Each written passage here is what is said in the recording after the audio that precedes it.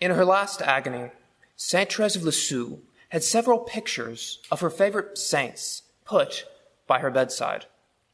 By her was a lovely picture of the Virgin Mary, a small image of Saint Joseph, and a picture of the great Saint Joan of Arc. But also nearby her, and far larger than any of the other images, was a picture of the little-known French missionary, Saint Theophane Venard. The image of Saint Theophane was different from the others. In it, Saint Theophane stands on foreign shores, his left hand pointing up to heaven, his right hand gripping his missionary hat. Clouds gather in the background, but around his head, a light seems to emanate, dispersing the dark clouds in the ominous atmosphere. Beneath the saint are written the words, "Farewell, farewell. We will see each other again in heaven." Before her death, Saint Therese begged her sisters to study the life of Saint Theophane and promote his virtues. And in one of her many poems, she claimed him as a brother saint, writing, "O Theophane, angelic martyr blessed, all the elect to sing thy praise aspire, and thee to hail behold, there stand confessed, the seraphim with love divine on fire. I, a poor exile, still on this dull earth, cannot with them my joyful song combine. Yet will I take my harp and sing thy worth, and claim thee as a kindred soul of mine." It was the feast of the Presentation of Our Lady, November 21st, 1829. Saint Theophane Venard was born. As was typical for Catholic families at the time, he was born into a home where religion was the defining aspect of the family. When reading saint lives, it is very normal to find biographers praising the saint's parents and explaining how the home served as the bedrock of their sanctity. This is certainly the case with Saint Theophane.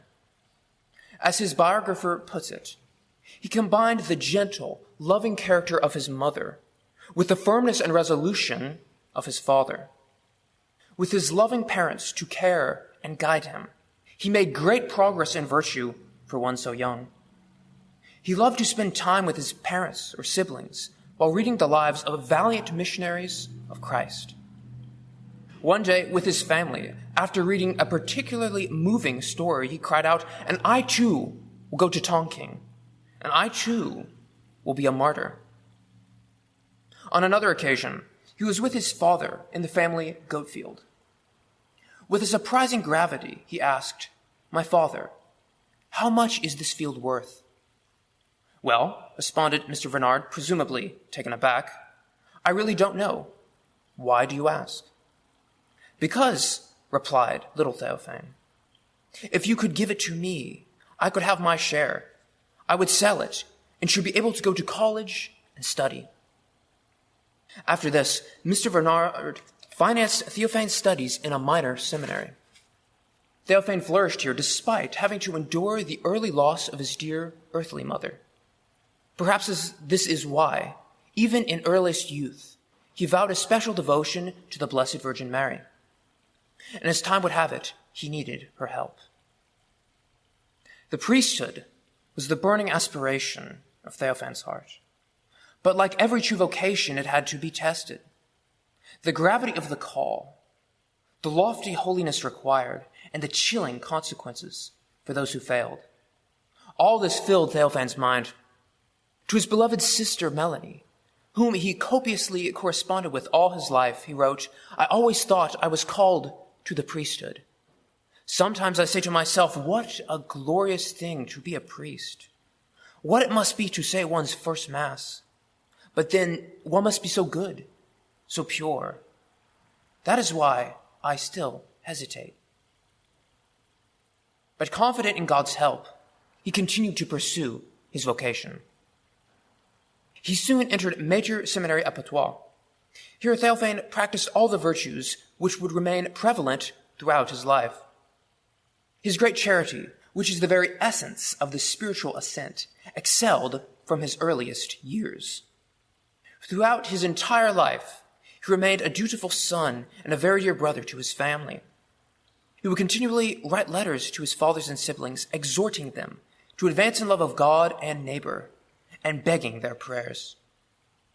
To brave the many trials missionary life presented, great confidence in God was necessary.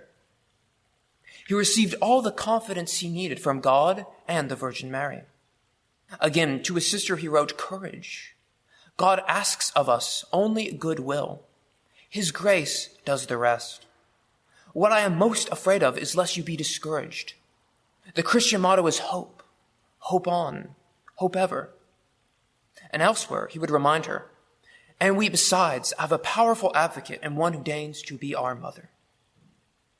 His devotion to Mary was an excellent example to his schoolmates. When he received his first Holy Communion, he begged his family to pray that the Queen of Heaven would prepare him worthily to receive her son. At a very early age, he became a member of the Children of Mary. When older, he joined the sodality of the Children of Mary, who established a chapel at his seminary. It was his great joy to be her sacristan at her altar. He would care for her altar and pluck flowers for the image there with childlike love, and it gave him more opportunity to steal away for prayer. Once in a letter to his sister, he reproached himself, saying, "We must talk a little of the Blessed Virgin, for I feel I have not spoken enough of her this year." And to reproach himself for this error, he wrote, "O Mary, how I love the word. Mary, refuge of sorrowful hearts. Mary, under whose wing we have sheltered ourselves, like little children, with their mother at the approach of the enemy." Indeed, in his letters to his family, the Virgin Mary seemed to be mentioned incessantly, which was the sign of his pious heart. But perhaps his most characteristic quality, and the one which made him so appealing to Saint Therese, was his constant cheerfulness.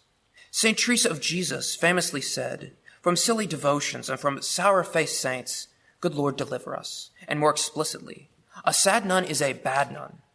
I am more afraid of one unhappy sister than a crowd of evil spirits." Without losing his sense of proper dignity, and with a hatred for uncharitable, witty remarks, he was always a source of joy to those around him. His biographer notes that, when he lavished affection upon a friend or family member, he gave them all the love of his affectionate heart. "From the bottom of my heart," he wrote to his sister, "I do assure you I never was so happy." And again, try to fulfill each day's tasks steadily and cheerfully. The life of a true Christian should be a perpetual jubilee, a prelude to the festivals of eternity. At seminary, during the feast days, his cheerfulness was both heartwarming and memorable. When ill, his companions would quibble over who would get to wait on the saint.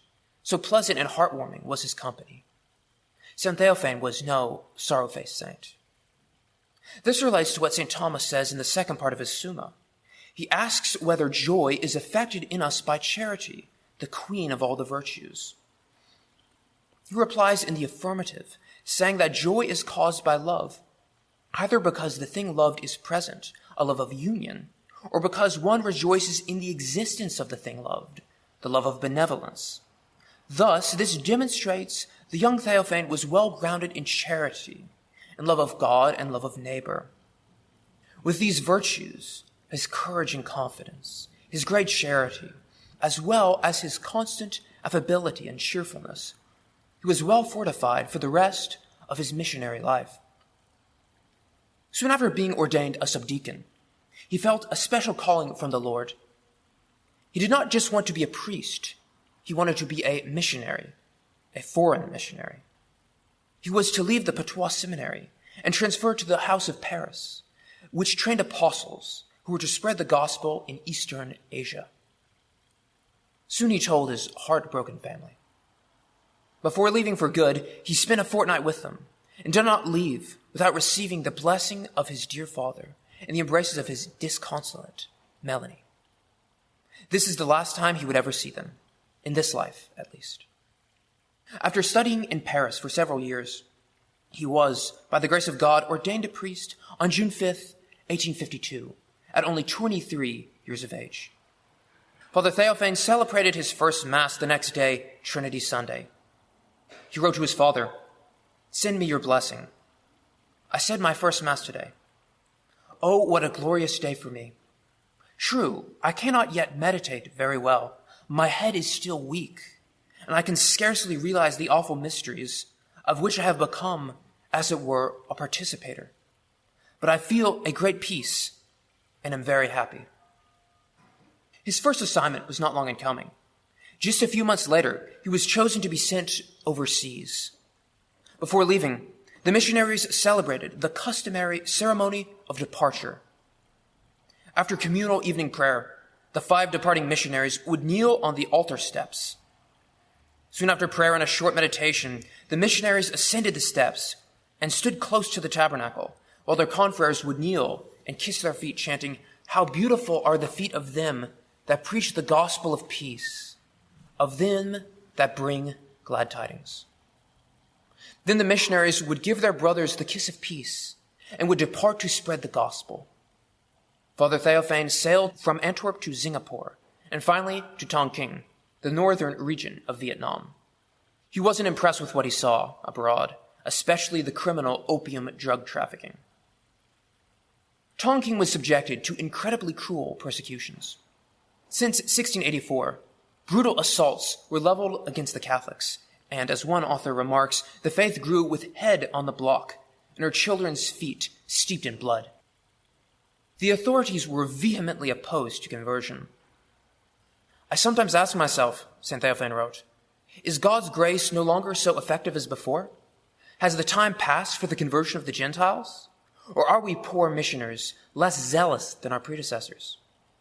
It is quite heartbreaking to look around and to see nothing but heathen pagodas, to hear nothing but the bells of the bonzes, to witness only diabolical possession. Here missioners live in holes and caverns, and a price is put on their heads." Nonetheless, St. Theophane continued to secretly preach the gospel. By night, he would steal into villages where the Christians awaited him. He would give them the sacraments, encourage them to hold fast to Christ, and then quickly hide elsewhere. Conditions were not always ideal. His house, if one can call it that, was constantly infested by different animals. In his own words, after a flood, "I had fishes, frogs, toads, crabs, and serpents swimming about my room very happily. But what I disliked most was that the rats insisted upon taking refuge on my mat, and one night I squashed one while I was asleep. It was a disagreeable discovery, but on waking, I found a poisonous viper with black and white stripes, which had likewise coiled itself up on my poor bed as if to ask for hospitality, and was hissing just as I stretched my toes, so I forgave the rat." One of the crosses St. Theophane had to carry was his ill health, especially when he arrived in Tonkin. "I am dying out like a candle," he wrote his family, "and holding out like a mere thread." Due to spending too much time in water, he contracted asthma and typhoid fever on top of it, bringing him very close to death. He prayed to St. Peter of Alcantara, remembering that St. Teresa of Jesus said that God never refuses his prayers, and his sickness began to subside. Soon, several Chinese doctors, attempting to help, came to Father Theophane's bedside. Unfortunately, their solution involved applying little burning herbs to the patient's body. They warned Theophane that, if done improperly, their solution might leave him lame or blind. During their operation, they burnt him in about 500 places, 200 of which were near the lungs. "My patience," wrote Theophane, "and enduring this small purgatory has been renewed." St. Francis de Sales once wrote, "The prayer of the sick person is his patience and his acceptance of his sickness for the love of Jesus Christ. Make sickness itself a prayer, for there is none more powerful, save martyrdom." Sickness, according to St. Francis de Sales, is one of God's most precious gifts to those whom he loves. And St. Alphonsus Liguori teaches that the ultimate test for whether one is a true lover of Jesus Christ is how resigned one is to God during his sickness. After accepting these crosses with his characteristic joyfulness, he regained his health. Now Theophane knew he would die a martyr's death. This was a common lot for missionaries in Tonkin, which was nicknamed the martyrdom assignment. Father Venard moved to a nearby pagan village and met with tremendous success. The town was completely changed, and the weak, faint-hearted Christians were transformed into valiant soldiers of Christ. For the authorities, this had to stop. One night, 20 men circled the house Theophane was sleeping in. "Let the European priest come forth," they cried. One of Theophane's friends had played Judas and turned him in. The brutal men grabbed the priest, took him to their chief's home, and threw him into a cage of bamboo. From this cage, Father Venard continued to write letters. To his beloved flock, he wrote the following: "My dearest people, God, in his mercy, has permitted me to fall into the hands of the wicked. On the feast of St. Andrew, I was put into a square cage and carried to the prefecture. God knows what awaits me, but I do not fear. The grace of the Most High will be with me, and my mother Mary will protect her poor little servant." And he ended, "Adieu, my best loved ones, till our meeting in heaven. In a moment I shall be adorned with the confessor's chains. Once more, adieu." It was only a matter of days before he would be executed. But before death, he wrote a final letter to his father, sisters, and 2 brothers. They were filled with encouraging notes and pleas to come and meet me in heaven. "May I become," he wrote to his sister, "only pure bread and wine fit for the Master's use. I hope for this through the mercies of my Savior and Redeemer. And you, I leave you in the field of virtues and good works. Reap a great harvest of these for the eternal life which awaits us both. Gather faith, hope, charity, patience, gentleness, sweetness, perseverance, and a holy death, and we shall be together now and forevermore. Goodbye, my Melanie. Goodbye, my love sister. Adieu." The pagan judge, called the Great Mandarin, interrogated Theophane before he was called to shed his blood. He asked the young man, whom he obviously pitied, many questions. "Do you fear death?" Great Mandarin came to reply, "I do not fear death.